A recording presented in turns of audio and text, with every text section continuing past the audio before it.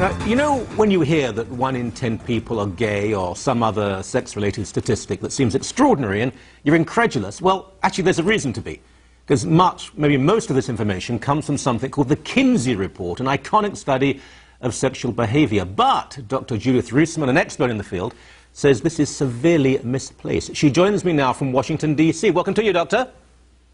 Thank you. It's a delight to be back here with you again, Michael. Thank you. Now, tell us about the Kinseyan report, because there was a movie about Kinsey with Liam Neeson, and Liam Neeson only plays really great guys, so it had to all be true, surely. Yes, of course. He's the hero of heroes. I know Schindler's List and all that. Yeah, it's very tragic that he played this man. Yeah, Dr. Alfred Kinsey was indeed a homosexist. That is, he believed in the superiority of homosexuality or bisexuality, however you want to put it. He was a sadomasochistic psychopath, and this is all documented. No surprise, of course, a pornography addict, naturally.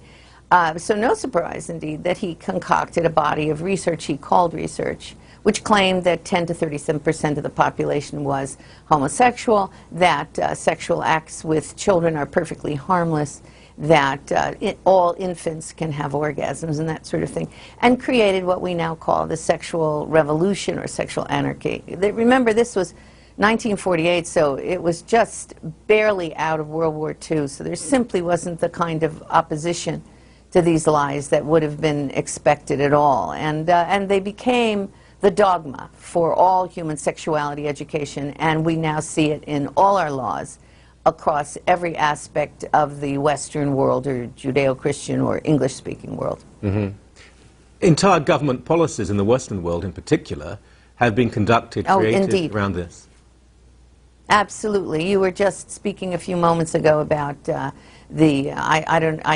just caught the end of it, but certainly I've been following the UNESCO policies and Planned Parenthood, International Planned Parenthood Federation, and that sort of thing, and our recent injections, not inoculations, of little children for Hep B was before, but HPV now. All of this comes back to the notion that we are all sexual from birth, and Kinsey created that notion, and now we have the pedophile information exchange moving into what's called the minor attracted children, minor attracted persons efforts to destigmatize all pedophilia. But I want to make this point quite clear, though. I work with a number of people who are gay, know many people who are gay, that they will be appalled by any victimization of children. They have no agenda, they simply want to be respected, and they deserve respect. There's a difference between being gay and having a radical sexual agenda, isn't there? Well, of course there's a difference. The big problem is that we're not finding the homosexual movement speaking out on this. And I keep waiting for a march like the Gay Rights March. I keep waiting for a march of homosexuals who challenge the pedophile movement, which is absolutely encroaching and moving in on every aspect of homosexual demands, if you will, in the classrooms and so forth. No, this is a real problem, and it's a problem that should be addressed by the homosexual movement, and it's not being addressed at this point at all. What we're looking at is a massive takeover by the pedophile world, that is dominated even by people who've been advising the Catholic Church. Dr. Fred Berlin, who was advisor to the Catholic Church on pedophilia, just was the keynote speaker at the conference I attended on minor attracted persons, the effort to destigmatize all aspects of pedophilia and make it a legitimate, well, sexual orientation, indeed, is what was defined at that conference. No, but this man is still advising the Roman Catholic Church? As far as I know, he is. I have read nothing that suggests that he's been removed, and certainly nothing suggesting that he was removed because of his promotion of these policies from the very beginning in his clinic at Johns Hopkins, which was founded by Dr. John Money, who advocates for an end of age of consent, advocated for an end of age of consent from the university at Johns Hopkins, and advocated for even kind of what you'd call the rough sex defense. if a boy and a man actually, you know, one of them died as a result of what he called a sadomasochistic ritual. This is insane. This whole thing is insane. And these were the big advisors, yes, to the Catholic Church for many years. And money is dead, but as far as I know, Dr. Berlin still advises. This is staggering because, again, most people, Canada, the United States, that reasonable, decent, kind people, they simply want to coexist. They may have certain issues with people of a different sexuality, but live and let live. But this is radically different. Let's talk about Kinsey a little more, because, again, it's not that people quote Kinsey very often, but he's thought to be this great iconic father figure of sexual liberation. You're saying that children were raped in his clinic and he was fully aware of it? Oh, absolutely, yes. This is the most amazing violation of scientific, well, it's worse than Guatemala. We have a 2-month-old baby identified in Kinsey's own book. I've written several books about this. It's not as though the scientific community is uninformed. It is, however, that they are protecting their turf. They've been quoting him for so long. A 2-month-old baby being tested, quote-unquote, for orgasm. A 4-year-old boy having allegedly 26 orgasms in 24 hours. I mean, that's an around-the-clock experiment. Stopwatches used to record these things. Working with a Nazi pedophile in Germany. I mean, this is outrageous.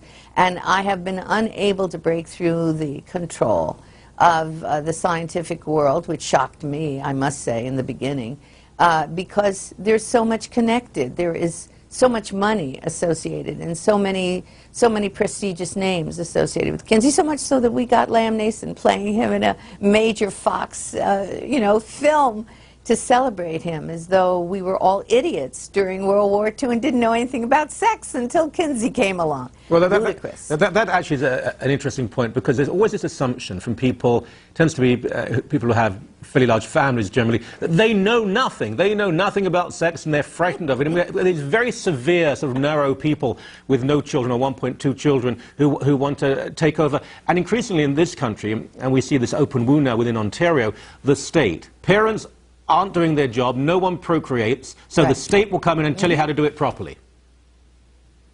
Yes, and who is the state comprised of? I always wondered about that. It seemed to me that the state was comprised really of women and men, weren't they? So who are they to tell the parents how to do whatever it is they're supposed to be doing properly? No, the state is encroaching everywhere. The children are being taken from their parents. The ludicrousness of the claim that we don't know anything about sex, you know, I mean, good heavens, anybody, you know, stops for just half a second, reads, Shakespeare didn't know anything about sex? Somebody should read his definition of lust in his Sonnet 29. It's outstanding. No, we've all fallen into a state of incredible ignorance, and our children are paying that price. Look, Kinsey claimed that he interviewed 4,441 women, and he did not even find one incident of a real rape. Now, come on, this man was a total psychopath, and the people he created around him were psychopaths, and in fact, there was no field of human sexuality pre-Kinsey. There simply wasn't, although we knew how to have babies. And subsequently, the entire field of human sexuality stands on this man's fraud, and the people that have built their lives, their reputations, their scholarly credentials on that fraud. We have to, there's no question. I have to stop you there because we're running out of time. We're going to lose the satellite, frankly. But I'd love to get you back on the show. You'll come back? Absolutely. And you're going to hear from Lila Rose soon, who has done outstanding work in this area. Thank you for your time. Thank you.